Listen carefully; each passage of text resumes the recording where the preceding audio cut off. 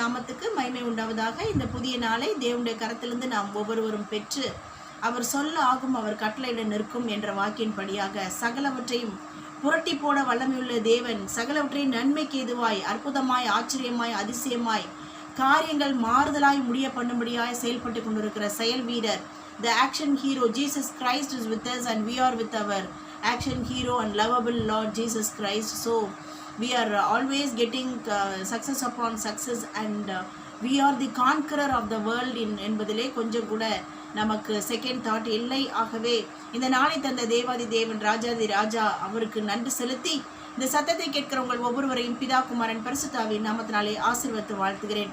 இன்றைக்கு கர்த்தர் ஆதாரமாய் கொடுத்த வேத வசன பகுதி சங்கீதம் 92:4 வசனம் சொல்லுகிறது, கர்த்தாவே உமது செயல்களால் என்னை மகிழ்ச்சியாக்கினீர், உமது கரத்தின் கிரியைகள் நிமித்தம் ஆனந்த சத்தமிடுவேன்.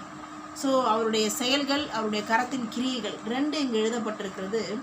ஸோ கர்த்தருடைய செய்கைகள் நம்மை மகிழ்ச்சியாக்குகிறது, அவருடைய கிரியைகள் நம்மை ஆனந்த சத்தமிட்டு அவரை உன்னதத்திலே உயர்த்தி அவரை போற்றி புகழ்ந்து அவரை கனம் பண்ணும்படியாய் நம்மை வொர்ஷிப் மூலமாக ஆராதனையின் மூலமாக நன்றி பலிகளை ஏறெடுப்பதன் மூலமாக கர்த்தருடைய நாமத்தை உன்னதத்திலே உயர்த்தி அநேகருக்கு அவர் செய்த அற்புதங்களை அதிசயங்களை சொல்வது நிமித்தமாக அவருடைய கிரியைகள் நம்மை ஆனந்த சத்தமிடுகிறது. ஸோ ரெண்டுமே நமக்கு இம்பார்ட்டன்ட்.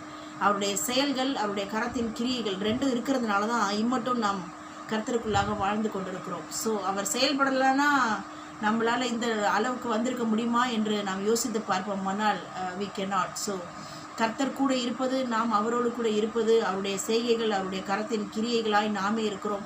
அவர் கரத்தின் கிரியைகளும் செய்கைகளும் இன்றைக்கும் நேற்றும் நாளைக்கும் மாறாதவர்களாக இருக்கிறது. அவருடைய வல்லமை மாறாதவர்களாக இருக்கிறது. அவரே மாறாதவராக இருக்கிறார். ஆகவே தொடர்ந்து அற்புதங்கள் அதிசயங்கள் ஆச்சரியமான விதத்தில் எண்ணி முடியாத விதத்தில் அவர் செய்து கொண்டு தான் இருப்பார். அதை யாராலும் தடுக்க முடியாது. ஆகவே அவருடைய செய்கைகள் அவருடைய கரத்தின் கிரியைகள் நம்மை மகிழ்ச்சிக்குள்ளாக மாற்றி நம்மை ஆனந்த சத்தமிட்டு கர்த்தரை உயர்த்த வைத்து கொண்டிருக்கிறது என்று சொன்னால் மிகையாகாது.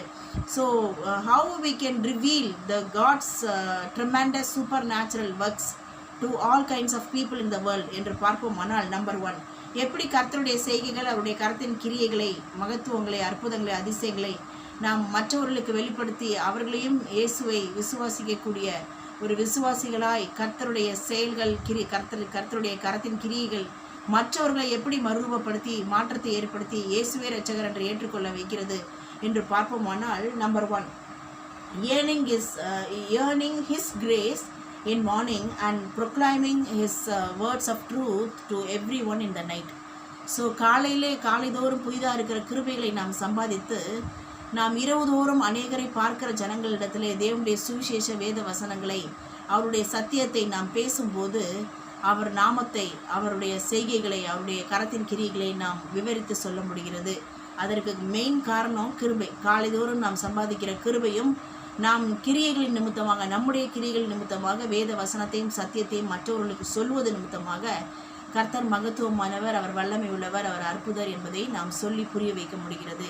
Number 2, getting a new anointing to elevate us in the higher level, in the spiritual life and also in the worldly life.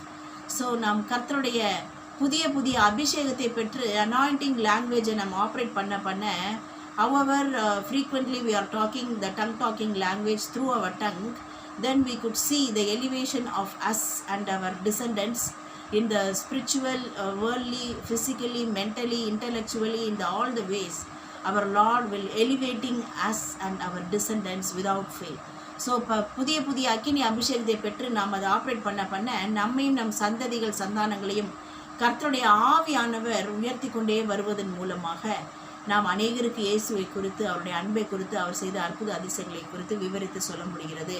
Number 3, அந்த அபிஷேகம் நமக்கு சொல்லத்தக்கதான தைரியத்தையும் தேவ ஞானத்தையும் சத்தியத்தையும் போதிக்கிறபடினாலே தேவனை குறித்து மற்றவரிடத்திலே நாம் சாட்சி பகர முடிகிறது. நம்பர் 3, நீதிமான் படையை போல செழித்து லீபோனுள்ள கேதுரு மரத்தை போல வளருவான். ஸோ கர்த்தருடைய ஆவியானவரும் வேத வசனமும் நமக்குள்ளாக வாசம் பண்ணுகிறபடினாலே நாம் வேத வசனத்தோடு பரிசுத்தாவின் அக்கினி அபிஷேகத்தோடு கட்டப்பட்டிருக்கிறபடினாலே நாம் நீதிமானை போல, நீதிமான் எப்படி பனைமரம் எப்படி வளருதோ அதுபோல் நாம் வளர்ந்து கொண்டு தான் இருப்போம். ஸோ நம்முடைய வளர்ச்சி பனையை போல செழிக்க செய்யதாய், பனைமரம் எப்படி செழிக்குதோ அப்படியாக செழிக்கத்தக்கதாய், லீபனில் உள்ள கேதுரு மரத்தை போல வளரத்தக்கதாய், வளர்ச்சிக்கு நேராய் செழிப்புக்கு நேராய் நாம் செழிப்பதையும் நாம் வளர்வதையும் ஜனங்கள் காண்பது நிமித்தமாக இயேசுவை ஏற்றுக்கொள்ள ஆரம்பிக்க, அந்த வளர்ச்சியும் செழிப்பும், நம்முடைய வளர்ச்சியும் நம் பிள்ளைகளுடைய வளர்ச்சி, நம் குடும்ப அங்கத்தினருடைய வளர்ச்சியும் செழிப்பும் மற்றவர்களை இயேசுவை சொந்த இரட்சகராக ஏற்றுக்கொள்ள வைக்க அது ஒரு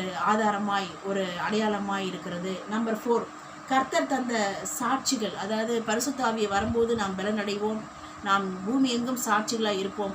மற்றவர்களுக்கு நாமே ஜீவனுள்ள சாட்சியாய் இருக்கும்போது நம்முடைய மனசாட்சி நம்மை குறித்து சாட்சி கொடுக்கும். ஆவி, ஜலம், இரத்தம் என்று சொல்லத்தக்கதான பரிசுத்த ஆவியானவரும் வேத வசனமும் இயேசு கிறிஸ்துவின் இரத்தமும் நம்மை குறித்து சாட்சியிடும். ஸோ அப்படி இருக்கும்போது, நாமே சாட்சிகளாக இருக்கும்போது அநேகர் நம்முடைய சாட்சியின் வாழ்க்கையை கண்டு கர்த்தரை சொந்த இரட்சகராக ஏற்றுக்கொள்ள அது உதவியாக இருக்கிறது.